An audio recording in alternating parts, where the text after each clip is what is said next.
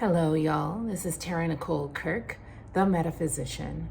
I'm also the founder and CEO of Soul Tour, where I run a school of spiritual strategy. Let's see, what else am I? I am a master self-actualization coach and spiritual strategist to smart, successful people. We are here on the auspicious occasion of our weekly Transformation Tuesday lesson. And today I want to talk to you about how to get receptive. How to get receptive, how to get out of that idea that you have to pull every lever and direct the entire universe and do all the hardest possible work for anything to ever work out for you, and how to get into receptive mode starting super small. So I'm actually going to tell you a story, several stories, but I'll tell you a story that I call the parable of the dress is the main story. So that should be a little signal to some of you, because people have been asking me to tell this story. So I'm going to tell the story. And I'm just going to preface it with this reality of our world in my household, which is that people give us stuff. People give us stuff everywhere we go in this world.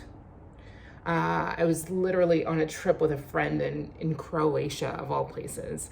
And this old, beautiful old woman ran out of her shop and handed me a piece of fruit. And my friend was like, "What is happening?" I'm like, "You don't understand.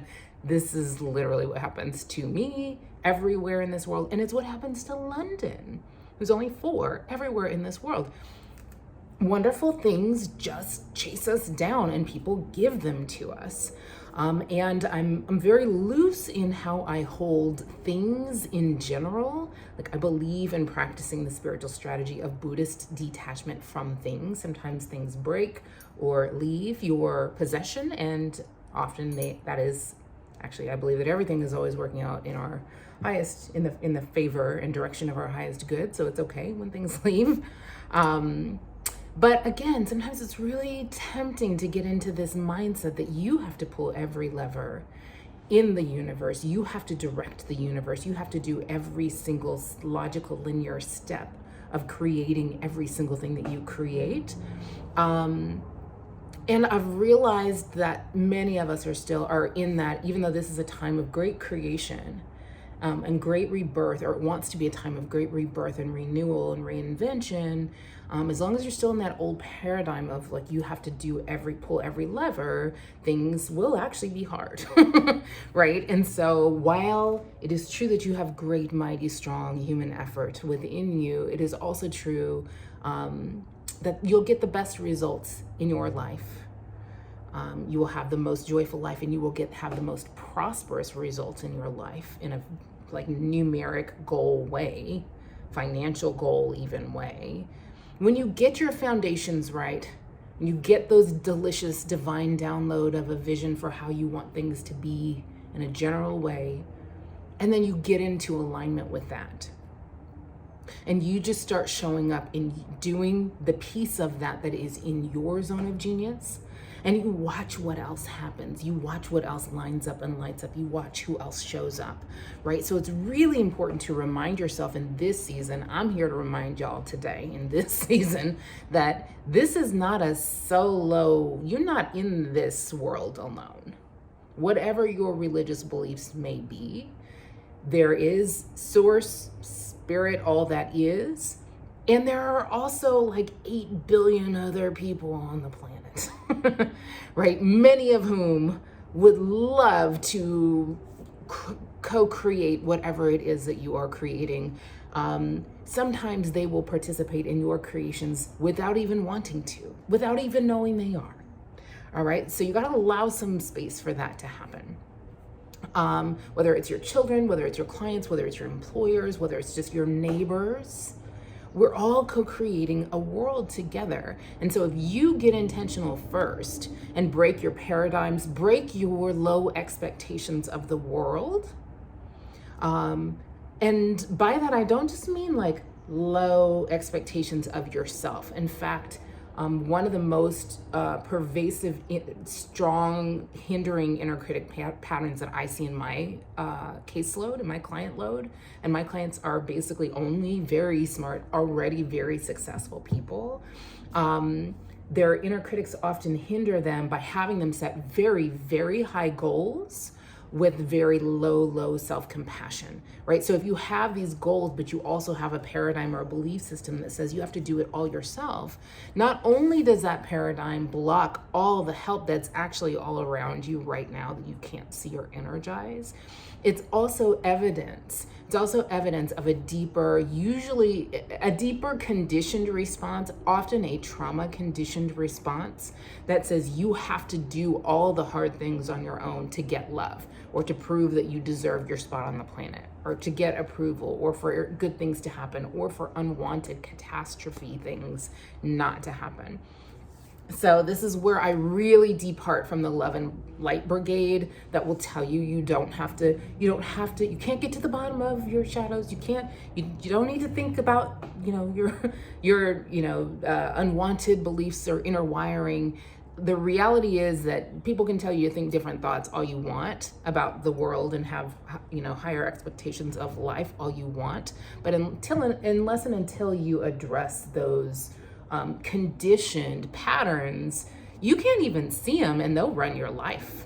They will be very active in your energies that you're broadcasting. Often that's what creates unwanted patterns, and especially unwanted self-sabotage patterns. All right. So, one of the teachers that I appreciate her work, and actually just did a workshop with her at Esalen recently, Laura Day. She's a creation teacher, and she talks about this strategy I call it a spiritual strategy of reality tales, where you sort of orient to what you desire in your life, and then you start every day a practice of writing the hypothetical, kind of beautiful, fantastical, almost non-logical, non-linear, the universe surprises you kind of ways that this reality could come to pass.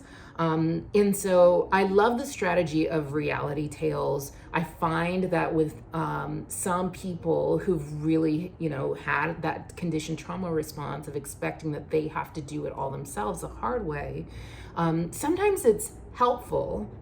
Sometimes those people find it difficult to do reality tales in a way that's actually hypothetical and fantasy and breaks open some new possibilities for how things could come to pass in their lives.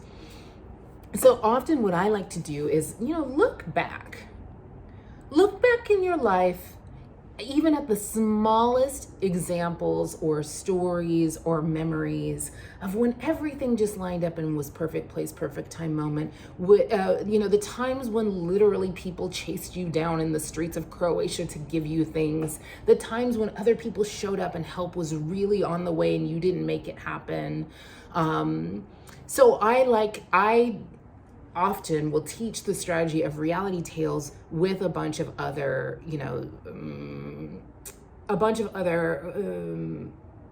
sort of aligned, or what's the right word? A bunch of other spiritual strategies that help you even be able to help empower you to even use reality tales. All right. Including, like I said, reveling in your wins. Right? Including the strategy of help is on the way, looking back and reflecting on when help was on the way, and including some of the strategies that are going to come up as I tell you this story today. And the reason I was initially reminded to tell this story, the reminder came to me in this series of events. So Friday night, I was at my club writing. I had a sitter, I was in the flow, I was writing. And there was a conference at the club, which is normally, the club is it's usually pretty mellow in the area I was at on Friday nights. Very conducive to getting in the flow. But not that night. Because the area I usually sit in was blocked off for this private event. There were just a lot of people there. People were milling around, wondering, new people to the building. And so I normally would grab a glass of champagne from the restaurant and sit and write, but I didn't. The restaurant was super busy because the people were there, and I was still in the flow. So I was just writing, but I was thinking about that glass of champagne, and I was just thinking it, writing. And I was let's see. I don't feel like going in there right now because I want to break the flow. So as I'm writing, one of the hotel managers who I've never met before, walks up to me and says 2 glasses of champagne down on my table. And he's like, I just thought you might need these. And he walked away. And, you know, I later told a friend about it. She was like, what is happening? How does this happen to you? I'm like, you think it. And it's fun to practice this with the small things. Just practice noticing it. When something really small was on your mind and somebody like gifts it to you. Practice noticing it, because if you can do that with things that are small, because you played a role in that, first of all, and once you realize that you can do that with small things, you graduate with small things to which you have no attachment or resistance, you gradually start to learn that you can tune yourself to be this like detached, unresistant flower of all kinds of energies. All right, so it's not just me. London has this experience too. We were walking, and I'm gonna use this as another little parable, mini parable, as I get to the big parable. So we're walking down the street the other day in our neighborhood. There's a beautiful flower shop. London takes 2 steps, looks at the woman, and the woman hands her this beautiful peony, already cut, just hands it to her. And we continue to take a couple steps, and London's like, why did she give me this flower? I don't want this flower. And I said to her, London, when people give us gifts, we receive them. We receive gifts. If you don't want it, you're welcome to give it to someone else. But this is how we do in this house. Okay, me and my house, we receive gifts. And there was a gentleman standing in an open store who overheard this, and he like stopped me, and he was like, that is very, very wise. Like, I heard what you just told her, and that is very wise. And we started to talk about it, and he said something like, you know, I'm not a good receiver. I'm not good at receiving. And I told him, this is one way you practice getting good at receiving. Big and small, start with small, but just make a rule for yourself, a practice for yourself. Put yourself in the energetic posture that when people give you gifts, you receive them, okay? And I definitely had to build the habit of receptivity. So that, let's just see, the habit of receptivity. What a beautiful phrase, huh? All right, so this is a one way that you begin to shift into the paradigm where blessings are chasing you down in every area of your life all the time, and you start to receive them, right? Is where you start to become a component, but just one component in the fulfillment of your own potential and your own sacred contracts with ease. So you're not doing it all on your own. All right. And you practice with the small things, and you practice remembering the small times. That's the spiritual strategy I call, well, there's several. We call receiving your gifts is a spiritual strategy, and reveling in your wins is another spiritual strategy. Here are a couple more that are relevant to this. Mantras. I'm in love with everyone, and everyone is in love with me. Try that and watch how it changes your life. Try that and watch what comes up for you as you say that, because there may be some paradigm awareness, some belief system awareness that you need to have to dissolve in order to get back in alignment with love as the dominant energy underlying your interpersonal relationships. And once you rewire that, watch who shows up in your life. Watch who shows up in your life. Watch how the troublemakers in your life change the way that they act now. Okay? All right, but so here's the story of the dress, the parable of the dress. I wore this dress on my recent photo shoot. Maybe I'll even drop a picture of me wearing this dress, 7-8 years on after I got the dress. But I want to tell you this story because it's really beautiful. So this happened, like I said, 7 or 8 years ago. I was in New York City on a weekend en route to France. So I'm walking down Fifth Avenue in New York City, and I had not bought like any couture clothing at that time in my life. Cause y'all, it's all pugs and, gold things now, but I was a teenage mom, right? Like I was a teenage mom from Bakersfield, California. So like, don't get it twisted. It wasn't always pugs and gold stuff everywhere. So I was in New York City, walking down Fifth Avenue. I saw the Dior store. I saw this beautiful dress in this store. And it was like not glitzy, fancy glam. It just was like for me. It just was for me. It looked like it was for me. It was like a Tara shape dress. And it was also Sunday. So the store, and it was like Sunday at whatever time the store was closed. And so I remember like seeing it and like alerting to it and then kind of going, well, it's not for me because the store is closed. So I kept trucking. And the next day I was in Paris, en route to Cannes, where, because I am a marketer, but used to be a marketer, I would attend the Cannes Interactive marketing festivals, advertising festival. So I'm in Paris, I'm in the Galeries Lafayette. It's like a mall, it's a beautiful mall, but it's a mall. I'm wearing Lululemon. I'm a black chick with braids in my hair, wearing yoga pants. And it was right around the time when you were hearing all these Black women celebrities were having these really outrageous experiences of discrimination in high-end stores. But it just was that time. So I'm walking in the mall and I see the Dior store and I'm like, I just bit this bullet, or I just escaped the bullet of not having to, figure out the finances and whatever of buying this dress. So I was walking actually like on the way opposite corridor from the side of the corridor from the store. I just didn't even want to go into the store. And I was like kind of glancing in the window, seeing they didn't have the dress in the window anyway. It was great. So I wasn't tempted. So I'm walking down the way in the mall, and the shopkeeper, the woman who's manning the store at Dior, is like in the doorway, and she sees me and she gestures to me. She's like, you come here. So I come over and she says, can I get you a glass of champagne? Yes, and not all my stories begin with champagne, but this one does. So I'm like, sure. So she hands me a glass of champagne and she says, may I bring you some dresses? And mind you, I'm literally wearing workout clothes and tennis shoes, okay?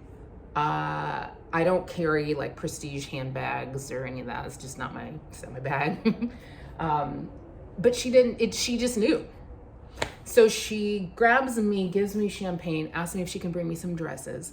And the dress that she brings me is the same dress I've just seen the day before in New York on Fifth Avenue. It's actually the dress she handed me that day, without asking me what my size was, without asking me what style or what I do, nothing. The dress she handed me, I own. It is the dress I brought home. It was the most expensive piece of clothing I had bought in my life to that time. And I put the dress on and it just was like somebody sewed it on me, made it for me. Also, the dress is like, it's like a tank. Like you put this dress on and you're like, this dress will, if I can stay in the size for it for 40 years, this dress will last 40 years. It is just beautifully made. Now, not only had she brought me the black dress, she also brought me a white version of the dress, which I didn't even know existed because it wasn't in the window when I saw the dress in New York. She brings me the black and the white one, and I'm like, am I really about to buy both these dresses? Because we're talking about like a mortgage payment and a half per dress here. And I was kind of in a point of time in my own spiritual work where I was practicing the spiritual strategy of being lavish with myself after many decades and an upbringing of being very restrictive with myself. So I was like, yeah, I can justify this. But the white dress had a little smudge of makeup on it. And I thought at that price point, that I can't justify, is like buying this dress and someone else's makeup on it. Like buying this dress and then having to go get it cleaned, that I can't get with. So great, like, thanks God, you just made that decision for me. I don't need this one too. So I tell her, I can't, this dress has a little smudge on it. I'm really not feeling it. I do love it. I would get it otherwise, but I can't. And, oh, by the way, I'm leaving town tomorrow, going to Cannes. She says, just give me a second. So she goes, beep, beep, beep, boop, boop. Comes back. No, she makes a call. She comes back, she says, there's one more dress, this white dress in your size. It's in Switzerland. We can have it in Cannes day after tomorrow. Will you still be there? And I'm like, am I about to do this, really? The answer was yes, I absolutely did. So by the time I got to to the hotel I was going to end up staying in Cannes, because actually in there I also had a really bad Airbnb experience in Cannes, then ended up in this beautiful hotel. And I'd let the Dior store in Paris know what my plan change was. So I check into my hotel, and the manager of the hotel comes down with this huge white box that just says Dior on the top, and a business card from the Cannes, France, south of France, Cannes, Dior store manager with his handwritten note on it. I still have the card. And he hands me this tank of a dress. And I still have the card, and I still tell the story because I don't wear the dresses often, but when I wear them, people are like, what is this dress? What is this dress? They're a little transcendent. And maybe some of it is the making of the dress, and some of it is the energy of the experience through which these dresses came to me. But I keep the card as a reminder.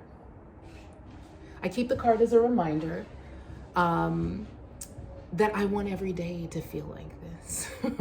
I want every day to feel like this for me, where everyone in this world is, conspiring to chase after you and find you and link you up with the just right things, the most delicious lick the plate things for you, where all your blessings are chasing you down in every area of your life all the time, where you're always having these wins and you're always reveling in them. I think life should be magical, and I think a magical life is just a series of magical days, right? So these are the spiritual strategies of magical days. Receiving your gifts. I am in love with everyone, and everyone is in love with me. Every person in this planet is a link in the chain of my highest good.